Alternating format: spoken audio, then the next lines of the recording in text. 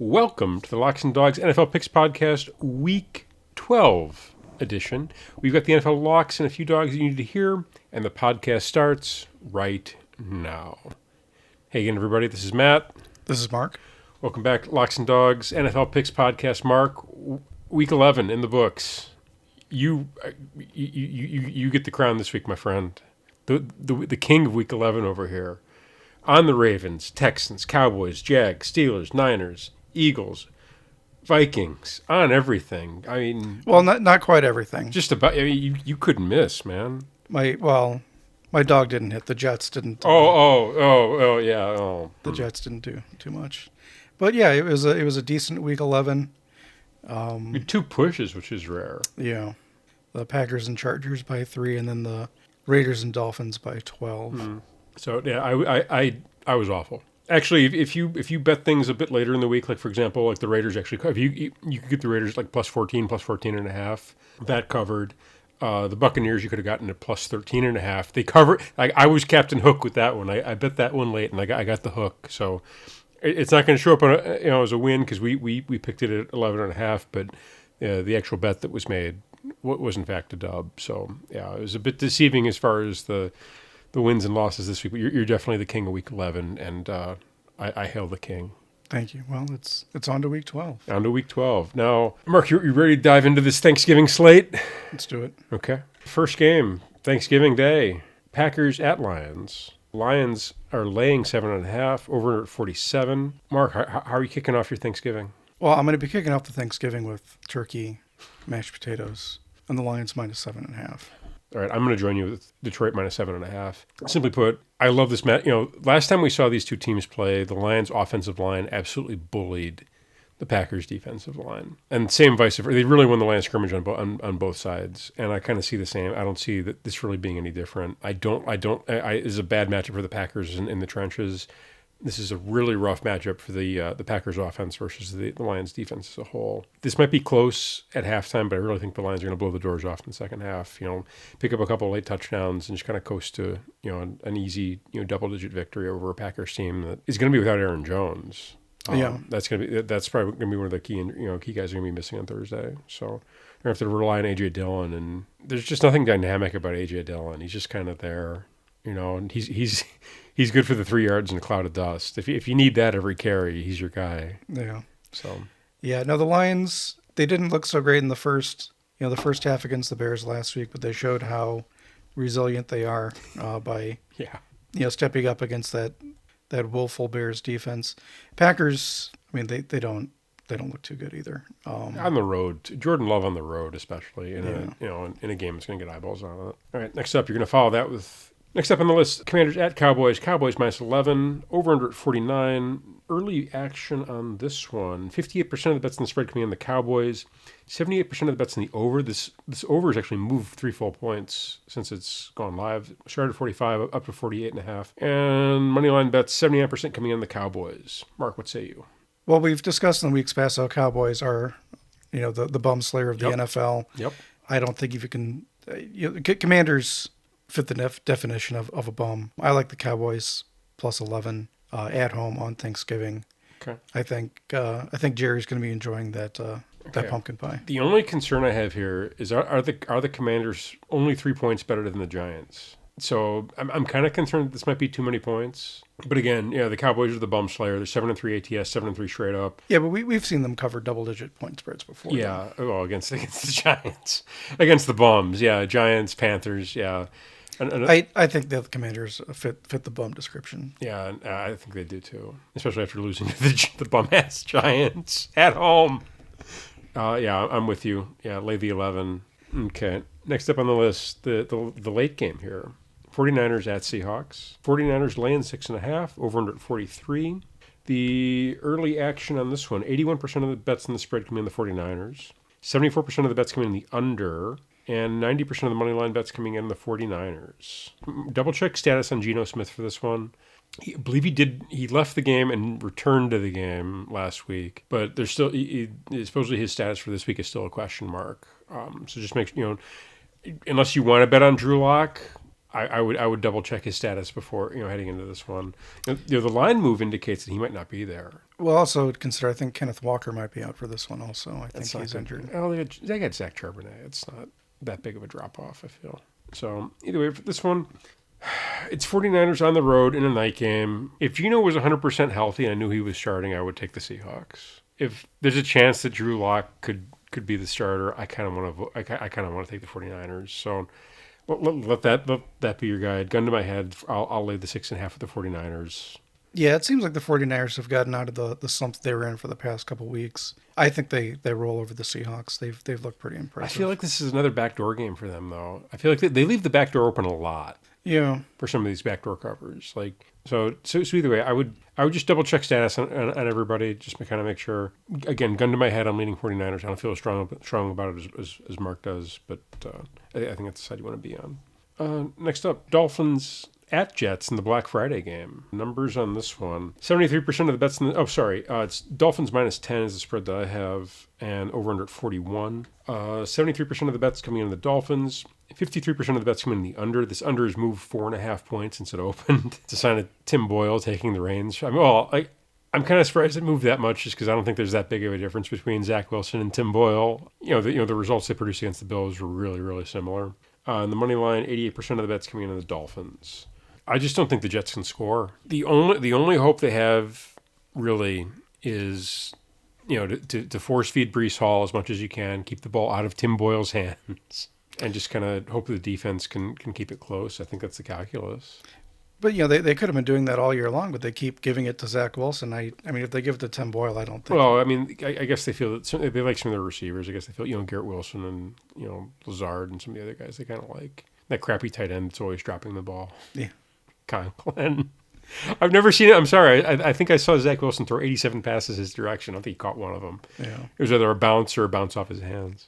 Either way, I'm laying this. I think the Dolphins can score enough to cover this against the Jets team that, they did tend to keep it close. They got blown up by Buffalo last week in tragic fashion. I think it's kind of the beginning of the end for them for this year. I think they kind of had their run, and now this is, the long, painful march to the end of the season. Yeah, I took the Jets last week as a dog. I can't do that anymore. I'm going with the Dolphins minus the 10. I might even lock this up. Yeah. It's pretty much over for the Jets at this point. I agree. And I just think the Dolphins have just too many weapons and are too capable. That's where I'm at. That's where I'm at as well. Next up, the first noon game. We've got Saints at Falcons. Saints -1, over under at 42. Numbers for this guy: 80% of the bets on the spread coming in on the Falcons. It's important to note the Saints 2-7-1 ATS, Falcons 2-8 ATS. So two of the worst teams in the league against the spread facing off. 77% of the bets coming in the under, and 63% of the money line bets coming in on the Falcons. Give me the Saints. I'll lay the one. We've got Desmond Ridder as the starter here. I know it's at home, and I know the Falcons have been decent at home. I just think the Saints are the better team. There's not much that's going to change my mind. I think the Saints are probably going to win that division. I really don't like this Falcons team. They've got a weird offense that doesn't really work, and I think the defense is starting to get found out by some of the the better offenses in the league. So give me the Saints. I'll lay the one. Whatever. Let's go. Yeah, well, the Falcons did announce they are sticking with Desmond Ridder for the rest of the season. Enough of Taylor Heineke. Yeah, I like the Falcons at home here, plus the one. They're both two really mediocre teams. It'll be interesting to see who winds up winning the division here, and if they have a winning record. I like the Saints defense, but I've not been sold on Derek Carr. I'm more sold on Derek Carr than I am on Desmond Ridder. That's true. I think I like the Falcons running game a bit more. See, I feel that these teams are kind of like mirror images of each other. Just the Saints, I think, have a better quarterback option. Yeah. Well, they have several better quarterback options. At least two. They have Taysom. The coach's son. They got Jameis. Yep. I'd pick the Saints if Jameis or Taysom. Also, important to note that Derek Carr still in concussion protocol. I totally forgot about this. He actually left last week's game. Jameis came in. So yeah, again, I kind of like the offense better with Jameis. So do I. But either way, it's something worth monitoring as you kind of lead up to the game. I think the fact that it's that Vegas is telling is favored the Saints in this one on the road kind of tells you either Derek Carr is starting or they don't care. So that's kind of the approach I'm taking. Either Derek Carr is starting or I don't care. So I'll continue to lay the one with the Saints. Really, no matter who the quarterback is, I prefer Jameis. Honestly, I think he's a better option. Next up on the list, I have no interest in seeing a second of this game. Although if it was on in June, I would watch the hell out of it. Yeah, we've got Patriots at Giants. Patriots laying 3.5. Keep in mind, I don't believe the Patriots have named a starting quarterback. Technically, they have not, but all signs are pointing towards Mac Jones. Are they? So Patriots minus 3.5. Over under at 33. It's an ambitious over. Early metrics on this one: Giants are 60% of the spread bets in the Giants, 51% of the bets in the over, and 56% of the money line bets on the Patriots. Mark, what do you do with this one? Do you watch this? First off, are you going to watch a minute of this game? I mean, I'll see it on Red Zone. I'm sure, maybe if they get into the Red Zone. The Giants looked good last week.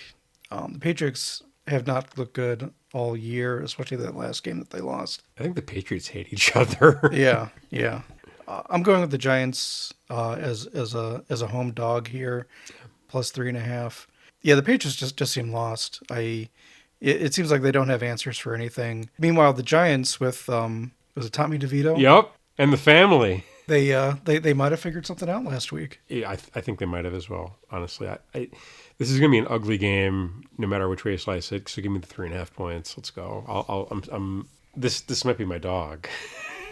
I don't see the Giants getting blown out, but I don't see the Patriots winning by more than a field goal. So give me the 3.5. Yeah, this is me more fading the Patriots than anything else. I don't see the Patriots being able to blow a team out as currently constructed. So. Let's see. Next up on the list, Panthers at Titans. Another kind of hold your nose game. Panthers at Titans. It's Titans minus 3.5. Over under at 36.5. The early bets on this one: 61% of the bets in the spread coming in the Titans, 92% of the bets in the under, and 72% of the bets in the money line coming in the Titans. This is Bryce Young on the road, non-conference road spot, easy fade. I don't love the Titans, as at all, but I do like Will Levis better at home than on the road.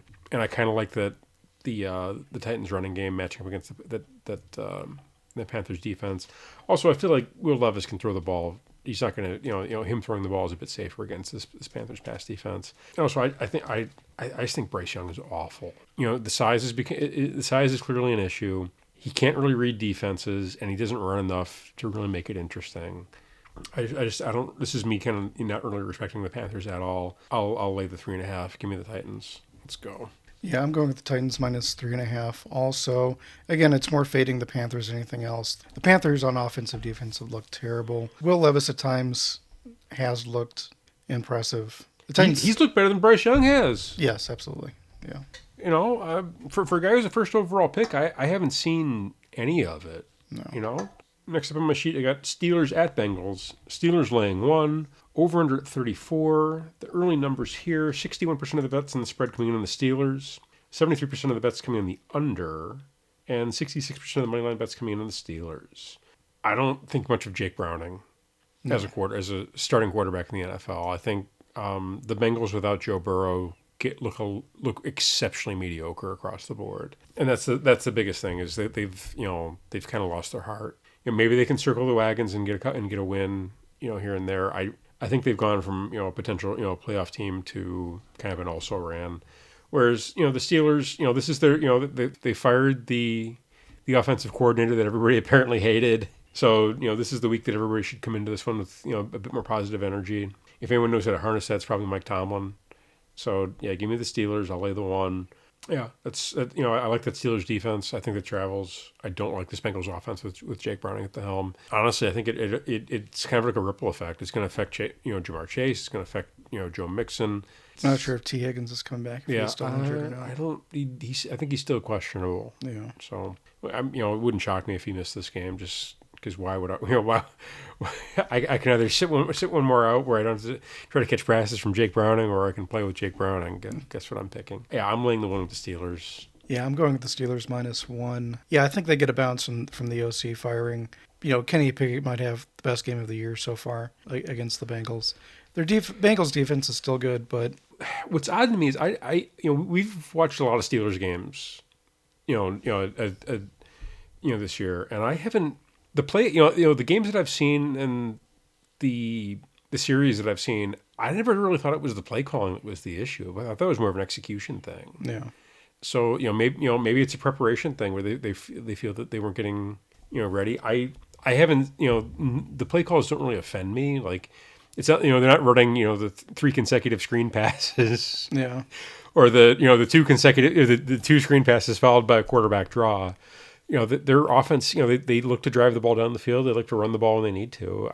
Maybe they are a bit too predictable. Maybe that's the issue. But I didn't see it as the play calling. I think it's more of a personality thing, personality and preparation than it is actual play calling. I didn't see the issue with the play calling.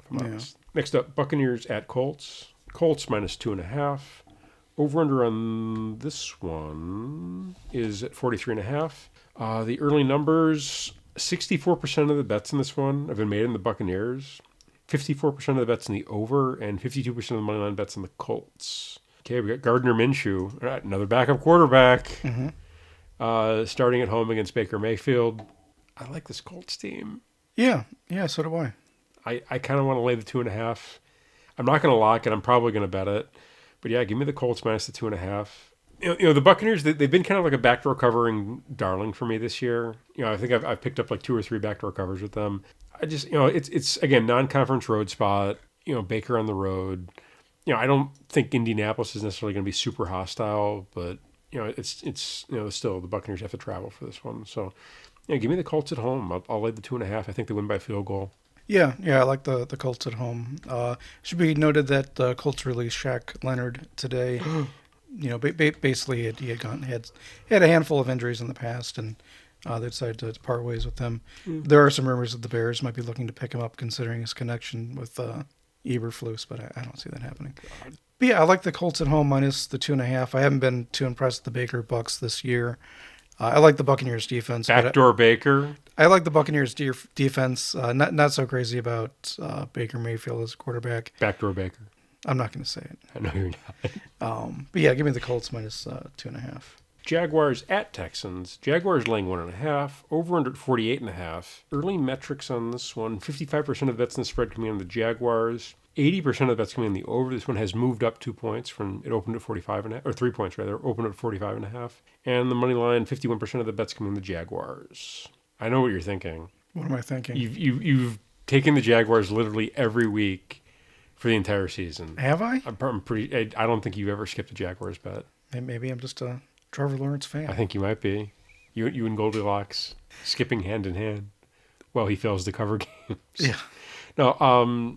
The Jags are 7-3 ATS. Texans 5-5. So are you taking the Jags? I am taking the Jags minus 1.5. Don't get me wrong. I like the Texans. CJ Stroud is looked good so far this year. He's getting MVP chatter. Yeah. Which I think is ridiculous. I'm sorry. This is a hard one for me. I think the Jaguars might be the better team, if only slightly. It could, the Texans could still wind up winning the division. If they win this game, then I think the chance of that increase greatly. You're right. I have picked the Jaguars more often than not this year. Coaching wise, they're probably a bit of a better team, and I also think Trevor Lawrence has looked good, much improved from year over year. And I also like the weapons that they have: Calvin Ridley, ETN, Christian Kirk, Evan Engram. Yeah. So they have a lot of good weapons. I'm going with the Jaguars. I think this is a Jaguars letdown spot. I think they're riding a bit too high, and I think the Texans come up and bite them. Give me the Texans. It's 1.5 points. I'll take the 1.5. I think the Texans win outright, but yeah, this is more of a fade mark than anything else. Wow. Fade mark and his Jaguars. Wow. Yeah, give me the Texans at home. The Texans can score. They can score. Yeah. Like almost. I don't want to say at will, but I feel like CJ Stroud understands that offense. It's clear he can read defenses. It's clear he can put the ball where he needs to put it. And this is just more of CJ Stroud at home against a team that I think is. I like the Jaguars. I don't think they're like a real Super Bowl contender. Honestly, I think they're a playoff team for sure, but I don't think they're a Super Bowl contender. Yeah, give me the Texans. That does it for the early games on Sunday. Late afternoon games. Rams at Cardinals. Rams -1. What? Over 44.5. Early action on this one. 62% of the bets ATS coming in on the Cardinals. 68% of the bets coming in the over. And 66% of the bets on the money line coming in the Cardinals. Rams, as always, are carrying a bunch of injuries coming into this one. Cooper Kupp and Puka Nacua are both banged up. Cooper's got an ankle, and I forget what Puka, I think it's an arm or something. Yeah, shoulder injury. Yeah, Puka coming into this one with a shoulder injury, and Cooper Kupp coming with an ankle injury. Some of the weapons a little banged up for the Rams. I'm taking the Kyler Cardinals. Wait, what? I'm taking the Kyler Cardinals. Why? Okay, it's Kyler Cardinals at home. Yeah, I like that. He's looked better than I thought he would. Yeah, that's true. He's looked, probably more dynamic than coming off the ACL than we thought he probably would have. The Josh Dobbs trade makes a lot more sense to me now that I've seen Kyler coming back into the fold. From my perspective, they got James Conner back. They got Kyler back. They kind of put the band back together a little bit. Don't love his receiving options, but I think they can get the job done against the Rams. It's really more of a fate of the Rams. That team just looks creaky and old. I've not been impressed by them. Yeah, I mean, neither of these teams are any good. I'm going with the Rams -1. For me, it comes to I think they're overall the more talented team. I'm assuming that Puka is going to be healthy. I don't know if Cooper Kupp will be, but I think coaching and quarterback wise, the Rams are probably the better team. But this is very similar to the Saints Falcons game where you have two loser teams going head to head. Ouch! Wow. Coming out with the gun. You come out with the claws, Mark. Two mediocre teams. Yeah, give me the Rams -1. Okay, fair enough. Browns at Broncos. This one, Broncos -2.5, over under at 35. The early action here: 62% of the bets in the spread coming in the Browns, 50-50 split on the over under, and 53% of the bets in the money line coming in the Broncos. I can't take the Broncos. I can't do it. I'm sorry. Browns 6-3-1 ATS this year. Broncos 3-6-1. I don't see how the Broncos move the ball against that defense. I think this is a bad rust spot. The Broncos have looked good the last few weeks. They pulled off a couple kind of dramatic wins. I just think the Browns they've got the best defense in the league, and I think they can do enough on offense with DTR to to win this outright. Give me the Browns plus the points. Sprinkle that money line. Going with the Broncos -2.5. They've won 4 in a row. Russ does look much improved, I think. I do like the Browns defense quite a bit. However, part of the Broncos' success is that they've been turning over the ball in the games that they've been winning. So I could see the Broncos turning over DTR potentially. I feel like the Browns can run the ball against them though. I mean, the Vikings had success on the ground when they were with Madison and Chandler. So I think Hunt and Ford, should be good to roll. Yeah, but the Broncos are getting a little hot right now. I like them at home. Give me the Broncos -2.5. Give me the Browns. Defense travels. Next up, Bills at Eagles. Eagles -3.5. Over under at 48.5. Early numbers here. This is a hot matchup. 70% of the bets ATS coming in the Bills, 62% of the bets in the over, and 76% of the bets in the money line coming in the Eagles. Okay, non-conference road spot for the Bills, home spot for the Eagles. Eagles, is this a letdown spot for them? I kind of feel like it is. It could be. I mean, after the the dramatic win, this is a classic letdown spot. My issue is I don't love the Bills' defense at all. They've looked really rough this year. They got after it a little bit against the Jets, but the Jets can't block and they can't throw. And, you had Zach Wilson holding on to the ball for too long. So it kind of made sense that they were able to get after him. I want to take the Bills so bad. But it's the fact that it's a non-conference road spot in a primetime game gets me back in the Eagles. I'll lay the 3.5. Give me the Eagles. Team of destiny. Yeah, I mean, they're really the most complete team out there right now. Eagles at home against a Bills team that has been floundering recently under a very interception happy Josh Allen. Yeah. Give me the Eagles -3.5. Yeah, I'm on the same page. Next up, Chiefs at Raiders. Chiefs -9, over under at 43.5. Early numbers here. 78% of the bets in the spread coming in the Raiders. 50-50 split on the total, and 52% of the money line bets coming in on the Chiefs. I think that -550 action. Why? I don't know why you would wait to bet. Why you would need to bet that right? Oh man, it's only -550. Put $200 in the Chiefs. Let's go. Raiders 6-5 ATS, Chiefs 6-4 ATS. Both of these teams played towards the under, believe it or not. Chiefs 2-7-1 to the under, Raiders 2-9 to the under. So under is definitely in play for this one. Raiders at home, give me I'll take the 9. Give me the Raiders plus the 9. Backdoor cover. Backdoor is wide. The Chiefs don't blow teams out. No, they don't. So that's why I think this is just too many points for them. I mean, granted, if this was coming in at like 6.5, you'd get all the action on the Chiefs. But the fact that it's 9, they don't blow teams out. And I feel like the script for the Raiders is similar to last week, where your defense does enough. The weapons for the Chiefs don't scare me nearly as much as the Fins, and you just kind of try not to turn the ball over with Aiden O'Connell, and let Josh Jacobs carry the rock. That's and force feed Devontae Adams as much as possible. Give me the Raiders plus the 9. There you go. Talk me out of it, Mark. I'm going with the Chiefs minus 9. Now, I have said the Chiefs have looked a bit off this year. Patrick Mahomes doesn't quite seem himself.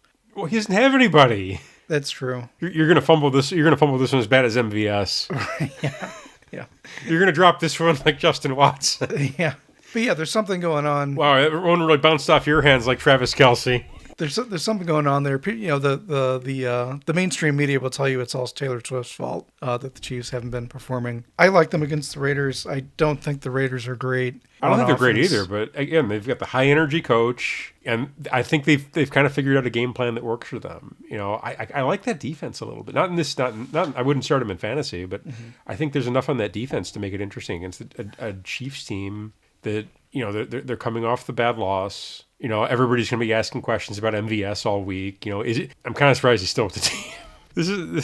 Well, they didn't cut Kadarius Toney after week 1, so true. Raiders plus the 9. I like Chiefs minus. I still think Chiefs are the better team here. I don't disagree with you. Even on the road. I don't disagree with you, but it's a home spot for the Raiders, plus, and it's too many points. They got to cover. The Chiefs are going to win, probably. Sprinkle the money line? We'll talk about it. All right, next up, Sunday Night Football. Ravens at Chargers. Ravens laying 3.5. Over under 47. 64% of the... Oh, come on. 64%. 64% of the bets in the spread coming into the Chargers. Congratulations. 64% of people out there just lost money. 68% of the bets coming in the under. And 72% of bets on the money line coming in on the Ravens. This is lock-worthy. You've got the Chargers who kind of a mess. Outside of the quarterback and Keenan Allen and Austin Eckler, this is not a great team. This is not a great roster. They just lost. Nick Bosa is probably done for. I think he's going on IR. I don't know if he's going to be back or not. It's a foot sprain. It's not like a. The way he was reacting was he thought he blew out his leg, but apparently it's just it's a foot sprain. But those can be nasty. I've sprained my foot before and it freaking hurts. It's Ravens again, probably the second most complete team in the league. On the road in LA, that doesn't scare me for them. It's not really the Chargers don't really have a hostile environment, and I think they should roll them. I see this as a Ravens roll. Give me the 3.5. I'll lay the 3.5. Give me the Ravens. Mark, where are you at for the Ravens and Chargers on Sunday night? Yeah, I like the Ravens minus the 3.5. I think the Chargers. I think the Chargers roster is very talented, which is surprising how poorly they've performed this year, and that usually leads you to believe that coaching's the problem here, not the. Not the players. Coaching has been a problem there for a while, I have a feeling. Yeah. So I think they're way too talented at this point to have only won 4 games going into the season. I think people had much higher expectations, but even on the road, the Ravens are a better coached, more talented team against a Chargers team that seems to be falling apart at the seams, and will probably have their head coach fired before the end of the year. Well, maybe. All right. Next up, Monday night, Bears at Vikings. Vikings minus 3.5 is the line. Over under on this one is 43. And the numbers for this one, 93% of the bets against the spread are on the Bears. 97% of the bets are on the under. And this line has actually moved 1.5. And 81% of the money line bets on the Vikings. Okay, first off, Bears 7-4 to the over this year. Vikings 3-8 to the under. I like this one. I like the over at 43.5 on Monday night. Yeah, so do I. Also, Bears 4-5-2 ATS this year. They've had 2 pushes.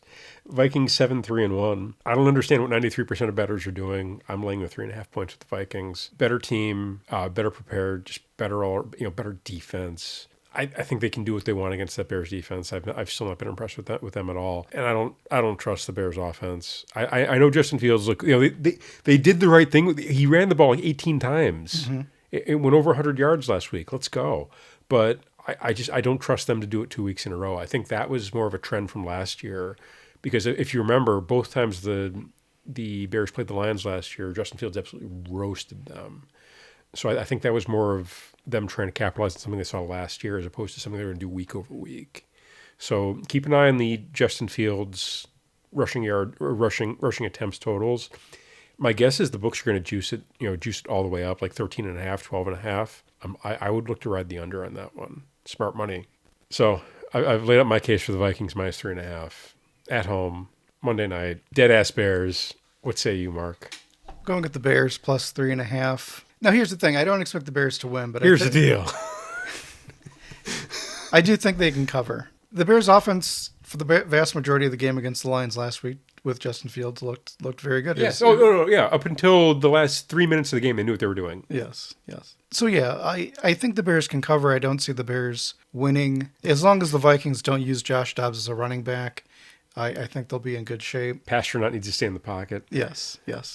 Yeah, I see the Bears covering. Don't ask me why. You heard it here first, folks. Don't ask Mark why he's the Bears cover. I fully admit I can't be trusted. No, you cannot. That's why I'm saying Vikings minus 3.5. You could do the opposite of whatever I'm doing. This is a fade the homer pick. Yes. Mark, we need some locks and dogs. Mm-hmm. Do you remember who went first last week? I think I did. I think you did too. So it's my turn. Yeah. Okay. Lock. Ravens minus 3.5. Lock it up. Dog. Raiders plus 9. Browns plus 2.5. Okay. Cardinals plus 1. Okay. Texans plus 1.5. I'm on the dogs this week. Giants plus 3.5. Okay. My lock is the Ravens minus 3.5. I'll take the Giants as my dog plus the 3.5. I think there's no way they don't cover. I don't see a scenario in which they don't cover that game. I mean, I don't think the Patriots can blow them out, and I think they're probably going to win outright. Non-conference road spot for the Patriots. Giants at home. Tommy DeVito coming off the biggest win in Tommy DeVito's life. I think Tommy DeVito makes 2 in a row. Let's go. Sprinkle that money line. Sprinkle the Raiders money line too. What do you got for a lock? I'm going to lock up the Eagles minus 3.5. I think you might be in trouble with that one. Something about it that line kind of stinks to me a little bit. I feel like it should be higher. Yeah. I mean, it probably should. Keep an eye on that one towards the end of the week. Yeah. That's when to bet late. See if you can get some closing line value on the Eagles. And then for my dog, give me the Giants plus 3.5. Partnership. Yeah. Okay. That's just what does it for the Week 12 picks. This has been the Locks and Dogs podcast for Week 12 of the NFL season. Check out locksanddogs.com for the latest in gambling picks and news. Please hit that subscribe button to get notifications for the latest episodes and shorts. And please leave us a review. We'd love to have the 5 stars, but we just want to hear, we'd love to hear the feedback. What can we do better? What can we do worse? Please feel free to let us know. For Locks and Dogs, this is Matt. This is Mark. And we'll see you next week.